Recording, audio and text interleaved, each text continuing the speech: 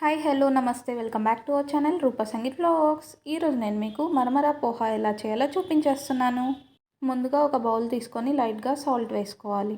Next 1 to 2 glasses of water వేసుకోవాలి. అదే బౌల్లో 1 to 2 కప్స్ ఆఫ్ మరమరా వేసుకోవాలి. నెక్స్ట్ అది వాటర్లో డిప్ చేస్తూ 2 minutes పక్కన పెట్టేయాలి. నెక్స్ట్ 2 minutes అయ్యాక అది వాటర్ ఏమీ లేకుండా ఇలా ప్రెస్ చేస్తూ జల్లెడలోకి షిఫ్ట్ చేసుకోవాలి. నెక్స్ట్ స్టవ్ ఆన్ చేసి కడాయి పెట్టుకొని 1 to 2 table spoon of oil వేసుకోవాలి. ఆయిల్ హీట్ అయ్యాక జీలకర్ర ఇంకా ఆవాలు వేసుకోవాలి. జీలకర్ర ఆవాలు చిటపటలాడాక లైట్గా పల్లీలు వేసుకోవాలి. ఒకసారి మిక్స్ చేసుకోవాలి. పల్లీలు లైట్ బ్రౌన్ కలర్ వచ్చేంత వరకు మిక్స్ చేస్తూ ఉండాలి. నెక్స్ట్ చిన్నగా చాప్ చేసుకొని పెట్టుకున్న పచ్చిమిర్చిని వేసుకొని మరోసారి మిక్స్ చేసుకోవాలి. నెక్స్ట్ చిన్నగా చాప్ చేసుకొని పెట్టుకున్న ఆనియన్స్ వేసేసుకోవాలి.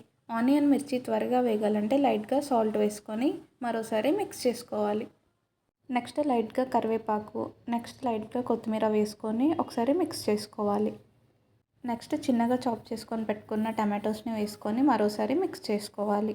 లైట్ బ్రౌన్ కలర్ వచ్చేంత వరకు మిక్స్ చేశాక నెక్స్ట్ టర్మరిక్ పౌడర్ యాడ్ చేసుకోవాలి.